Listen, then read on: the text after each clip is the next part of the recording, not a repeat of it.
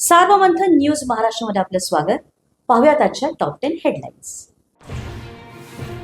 छत्रपती संभाजीनगरमध्ये उपमहापौर पदासाठी शिवसेनेच्या जंजाळ यांच्या नावाची घोषणा. खासदार अतुल सावेंकडून घोषणा, तर पत्रकार परिषदेकडे संजय शिरसाट यांची पाठ. नाराज नगरसेवकांसोबत शिरसाट यांची चर्चा.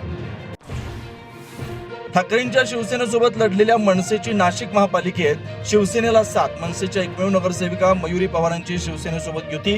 राजकीय चर्चांना उधाण.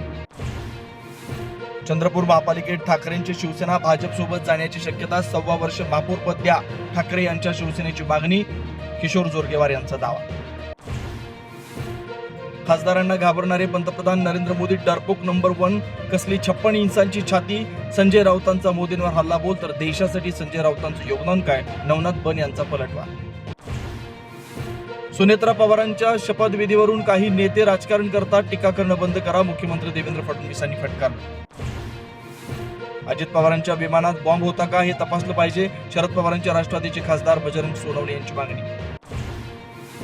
भादोली इथं पोलीस कर्मचाऱ्यांच्या बंगल्यात चोरी. सुमारे 24,96,219 रुपये किमतीचे 21 तोळे सोन्याच्या दागिने लंपास.